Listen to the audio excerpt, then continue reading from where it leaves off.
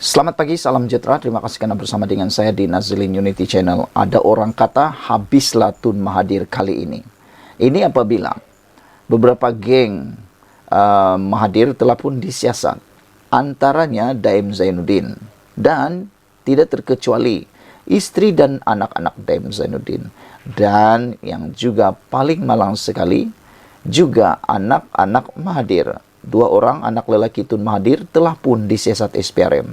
Dan ada orang kata, Mukriz Mahathir tinggal tunggu giliran. Sejauh mana ramalan dan andaian itu kita pun tak berapa pasti.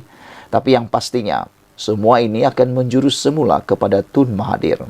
Namun demikian, laporan di Malaysia kini ini memetik keputusan era Mahathir di bawah penelitian RCI. Apa isu sebenarnya ini?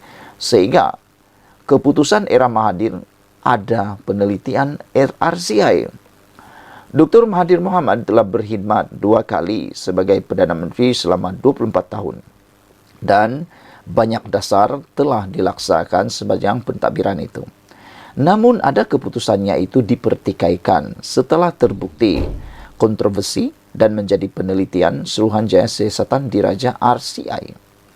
Misi pencarian fakta ad hoc ini dilantik oleh Yang di-Pertuan Agong, lazimnya dengan nasihat daripada Perdana Menteri di bawah Akta Suruhanjaya Siasatan 1950 dan mempunyai kuasa yang luas untuk menyiasat perkara dalam bidang rujukan mereka.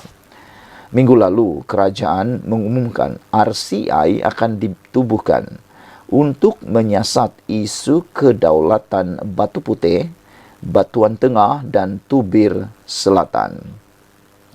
Skop RCI ini masih belum jelas, tetapi sekali tumpuan adalah kepada Mahathir.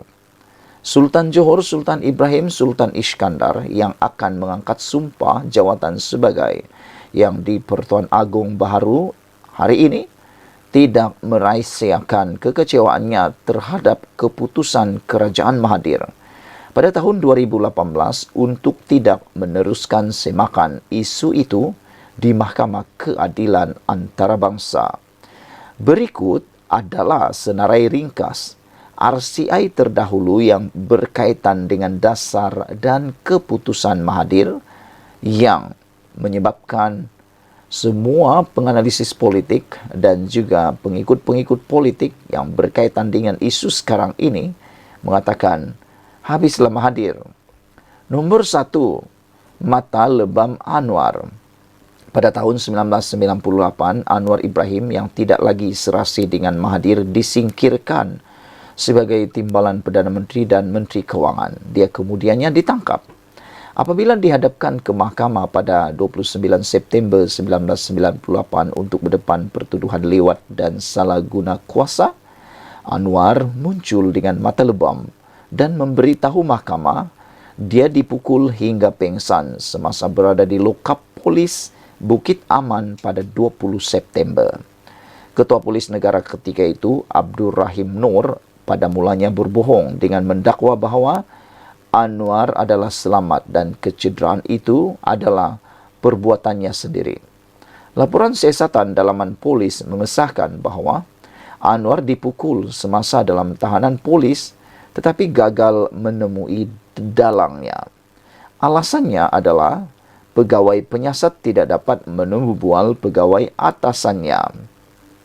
Hanya selepas RCI ditubuhkan untuk menyiasat kecederaan Anwar, barulah Rahim yang memberi keterangan kepada Suruhanjaya itu pada 2 Mac 1999 mengaku menampar Anwar dan menyebabkan dia terjatuh di lantai simen di bilik kurungannya.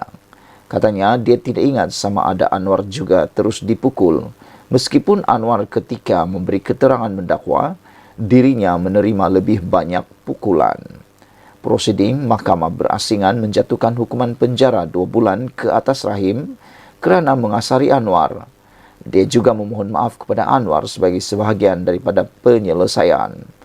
Pada 2018, Mahathir mendedahkan bahawa dia marah dengan pihak polis pada 1998 kerana tidak mengheret Anwar ke mahkamah. Korek. Krisis kehakiman.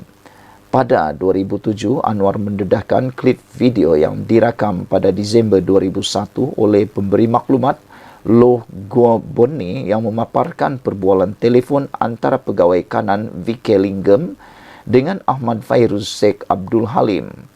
Mereka membincangkan tentang persaraan Muhammad Zaidin Abdullah sebagai Ketua Hakim Negara pada 2003 dan mencadangkan supaya Taikun Vincent Tan dan Tengku Adnan Tengku Mansur selaku menteri dibawa berunding dengan Mahathir dalam usaha memastikan Fairuz mendapat jawatan tertinggi Badan Kehakiman Negara. Fairuz akan menjadi Presiden Mahkamah Rayuan setahun selepas perbualan itu dan menjadi Ketua Hakim Negara selepas persaraan Zainuddin. RCI sepatutnya ditubuhkan tidak lama selepas video itu didedahkan. Laporan yang dikeluarkan pada tahun berikutnya mengesorkan Fairuz bekas Ketua Hakim Negara, Yusof Chen, Lingam, Tengku Adnan, Tan dan Mahathir disiasat di bawah pelbagai undang-undang termasuk Akta Hasutan, Akta Rahsia Rasmi, Kanun Keseksaan, Akta Pencegahan Rasuah dan Undang-Undang Akta Profesion. Namun begitu, tiada apa-apa tindakan susulan laporan itu selain Lingam dilarang daripada menjalankan amalan sebagai peguam. Kerajaan memberitahu Parlimen bahawa tiada pertuduhan akan dibuat kerana bukti tidak mencukupi untuk menunjukkan kesalahan jenayah telah dilakukan.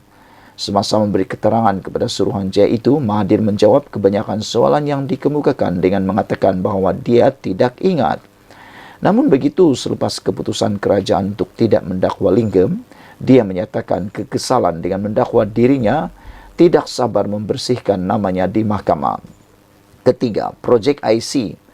Projek IC kadangkala dipanggil Projek M atau Mahathir. Ia adalah skim kerakyatan untuk undi yang didakwa dipelopori oleh Mahathir pada tahun 1990-an yang mengubah demografi Sabah supaya memihak kepada UMNO dan sekutunya. RCI telah ditubuhkan pada tahun 2012 untuk menyiasat dakwaan tersebut. Laporan Suruhanjaya yang dikeluarkan pada tahun 2014 menyimpulkan bahawa projek itu mungkin wujud, tetapi menyalahkan bekas pegawai Jabatan Pendaftaran Negara yang secara rasuah mengaut jutaan ringgit. Ia membebaskan parti politik dan kerajaan daripada sebarang pembabitan. Namun begitu, isu kewarganegaraan dan immigration kekal menjadi topik hangat pilihan raya untuk tahun-tahun seterusnya. Seterusnya, kerugian forex. Pada tahun 1980-an dan 1990-an, Bank Negara Malaysia telah mengalami kerugian besar melalui aktiviti pertukaran asing atau forex. Beberapa dekad kemudian, pada tahun 2017, kerajaan di bawah Perdana Menteri ketika itu Najib Razak mengumumkan RCI untuk menyiasat perkara itu. Ini selepas pasukan petugas mendapati kerugian adalah lebih besar daripada yang disangkakan sebelum ini dan mempunyai tanda-tanda ia cuba disembunyikan.